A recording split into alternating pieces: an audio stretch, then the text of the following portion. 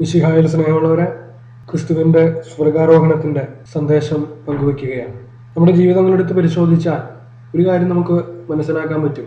എൻ്റെ പ്രവർത്തനങ്ങളുടെ അടിസ്ഥാനം, മറ്റുള്ളവരുമായിട്ടുള്ള എൻ്റെ ഇടപെടലുകളുടെ അടിസ്ഥാനം, എൻ്റെ സംസാരത്തിൻ്റെ അടിസ്ഥാനം ഞാൻ ഇതിനകം തന്നെ എൻ്റെ ഹൃദയത്തിൽ രൂപീകരിച്ചിട്ടുള്ള മനോഭാവങ്ങളാണ്.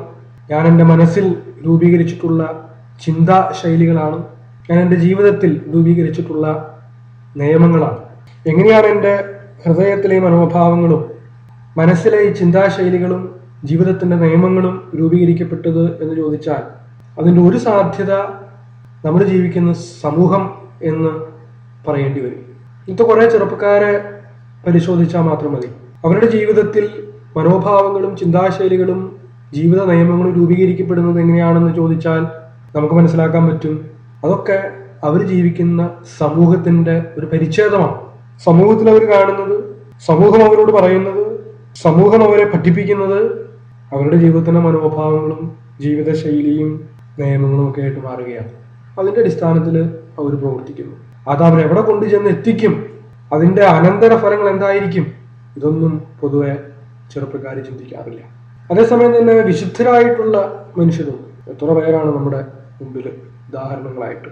അവരുടെ ജീവിതം എടുത്ത് പരിശോധിച്ചാൽ നമുക്ക് മനസ്സിലാക്കാൻ പറ്റുന്ന ഒരു കാര്യം, അവരുടെ ജീവിതത്തിലെ ജീവിത നിയമങ്ങളും മനസ്സിലെ ചിന്താധാരകളും ഹൃദയത്തിലെ ബോധ്യങ്ങളും അല്ലെങ്കിൽ മനോഭാവങ്ങളും രൂപീകരിക്കപ്പെട്ടത് സമൂഹം എന്ത് പറയുന്നു അല്ലെങ്കിൽ സമൂഹത്തിൽ എന്ത് കാണുന്നു എന്നതിനെ അടിസ്ഥാനപ്പെടുത്തിയല്ല. അവരെ സംബന്ധിച്ചിടത്തോളം ഇതൊക്കെ രൂപപ്പെടുന്നത് ആത്യന്തികമായി അവർക്കുള്ള ഒരു ലക്ഷ്യത്തിൽ നിന്നാണ്. ഞാൻ പറഞ്ഞു, ഇന്നത്തെ ചെറുപ്പക്കാർ കാര്യമാണ് ലക്ഷ്യത്തെപ്പറ്റി ചിന്തിക്കാറില്ല. ഒരു ഇതിനെപ്പറ്റി ചിന്തിച്ചാണ് ഇതെല്ലാം രൂപപ്പെടുത്തുന്നത്. പക്ഷേ ഈ വിശുദ്ധരുടെ ജീവിതം എടുത്തു നോക്കിയാൽ അവരുടെ ജീവിത നിയമങ്ങളും മനോഭാവങ്ങളും ബോധ്യങ്ങളും ഒക്കെ രൂപപ്പെടുത്തുന്നത് അവർക്ക് ആദ്യമേ തന്നെയുള്ള ഒരു ലക്ഷ്യത്തെ അടിസ്ഥാനപ്പെടുത്തിയാണ്. അവരെ സംബന്ധിച്ച് ആ ലക്ഷ്യം നിത്യജീവനാണ്. ആ നിത്യജീവനിലേക്ക് എത്താൻ അവരെ സഹായിക്കുന്ന മനോഭാവങ്ങളാണ്, പുണ്യങ്ങളാണ്, ബോധ്യങ്ങളാണ്, ജീവിത നിയമങ്ങളാണ് അവരുടെ ഹൃദയത്തിൽ, അവരുടെ ജീവിതത്തിൽ, അവരുടെ മനസ്സിൽ അവർ രൂപീകരിക്കുന്നത്. അതിനടിസ്ഥാനപ്പെടുത്തിയാണ് അവർ ജീവിക്കുന്നത്. ഈ ലോകത്തിൽ നമ്മൾ ജീവിക്കുമ്പോൾ ഇതെങ്ങനെ സാധിക്കും എന്നുള്ളതൊരു ചോദ്യമാണ്. ഈ ലോകത്തിൽ ജീവിക്കുമ്പോൾ നമ്മളെ ഏറ്റവും എളുപ്പത്തിൽ നമുക്ക് ചിന്തിക്കാൻ പറ്റുന്നത് ഈ ചെറുപ്പക്കാരുടെ കാര്യം പറഞ്ഞ പോലെയാണ്. സമൂഹത്തിൽ നിന്നുള്ളത് എടുക്കുക, അതിനനുസരിച്ച് ജീവിതം രൂപപ്പെടുത്തുക, എന്നിട്ടങ്ങ് ജീവിക്കുക. അതാണ് ഏറ്റവും എളുപ്പം.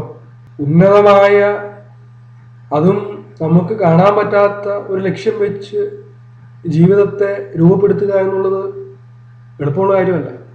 എന്നിട്ടും ഇത്രയേറെ വിശുദ്ധർ അതെങ്ങനെ ജീവിതത്തിൽ സാധിച്ചു അവർക്ക് എന്ന് ചോദിച്ചാൽ, വിശുദ്ധ അഗസ്റ്റിൻ പറയുന്ന സ്വർഗാരോഹണത്തെ പറ്റി അദ്ദേഹം പറയുന്ന പ്രസംഗത്തിൽ സൂചിപ്പിക്കുന്ന ഒരു വാചകം നമ്മൾ ഓർത്ത് പറയേണ്ടി വരും. അഗസ്റ്റിൻ പറയുന്നതാണ്, ക്രിസ്തുവിനോടൊപ്പം നിങ്ങളുടെ ഹൃദയങ്ങളെ കൂടി സ്വർഗത്തിലേക്ക് ആരോഹണം ചെയ്യാനായിട്ട് അനുവദിക്കുക. ഈ വിശുദ്ധരായിട്ടുള്ള മനുഷ്യരൊക്കെ ചെയ്തത് അതാണ്. അവർ ഓരോ ദിവസവും പ്രാർത്ഥന വഴിയായി അവരുടെ ഹൃദയങ്ങളെ സ്വർഗത്തിലേക്ക് ആരോഹണം ചെയ്യാനായിട്ട് അനുവദിച്ചു എന്നുള്ളതാണ്. അങ്ങനെ സ്വർഗത്തിലെത്തുന്ന, പ്രാർത്ഥന വഴി സ്വർഗത്തിലെത്തുന്ന അവരുടെ ഹൃദയങ്ങൾ സ്വർഗത്തിന് ചേർന്ന മനോഭാവങ്ങളും ജീവിത നിയമങ്ങളും ഒക്കെ സ്വീകരിച്ച് അവർ ഈ ലോകത്തിൽ ജീവിക്കുമ്പോഴത്തേക്ക് ആ ഹൃദയത്തിനോട് ചേർന്ന് സ്വർഗത്തിന് അനുയോജ്യമായ ഒരു ജീവിതം നയിച്ചു എന്നുള്ളതാണ്. നമ്മളൊക്കെ വിശുദ്ധരുടെ കുഴിമാടങ്ങളിൽ പ്രാർത്ഥിക്കാനായി പോകുന്നവരാണ്. അവരുടെ പ്രതിമകൾ തൊട്ട് മുത്തുന്നവരാണ്.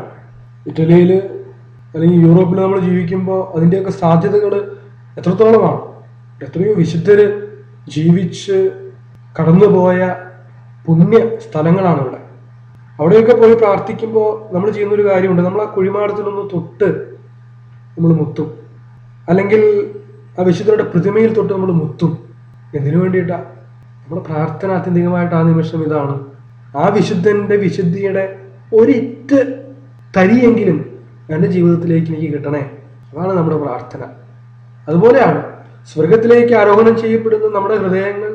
ആ സ്വർഗത്തിൽ നിന്ന് സ്വർഗത്തിന് ചേർന്ന മനോഭാവങ്ങളുടെ ഒരു തരിയെങ്കിലും സ്വീകരിച്ച് നമ്മൾ ഈ ലോകത്തിൽ ആ ഹൃദയവുമായി ജീവിക്കുമ്പോൾ സ്വർഗത്തിന് ചേർന്ന വിധത്തിൽ നമുക്കിവിടെ ജീവിക്കാനായിട്ട് സാധിക്കും എന്നുള്ളതാണ്.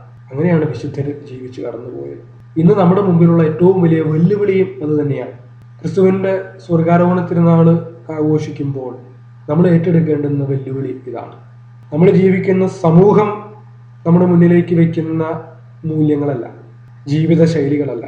നേരെ മറിച്ച് ഓരോ ദിവസവും പ്രാർത്ഥന വഴി നമ്മുടെ ഹൃദയങ്ങളെ സ്വർഗത്തിലേക്ക് ആരോഹണം ചെയ്യാൻ അനുവദിക്കുകയും സ്വർഗത്തിന്റെ മൂല്യങ്ങൾ സ്വായത്തമാക്കിയ ആ ഹൃദയം വഴി നമ്മളായിരിക്കുന്ന ഈ സമൂഹത്തിൽ സ്വർഗത്തിന് അനുയോജ്യമായ വിധത്തിൽ ജീവിക്കാനായിട്ട് ഉള്ള വിളി, ആ വിളി ഏറ്റെടുക്കാനായിട്ടാണ് ഈശോ നമ്മോട് ആവശ്യപ്പെടുന്നത്.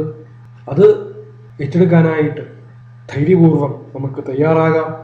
ദൈവം നമ്മെ എല്ലാവരെയും അനുഗ്രഹിക്കട്ടെ.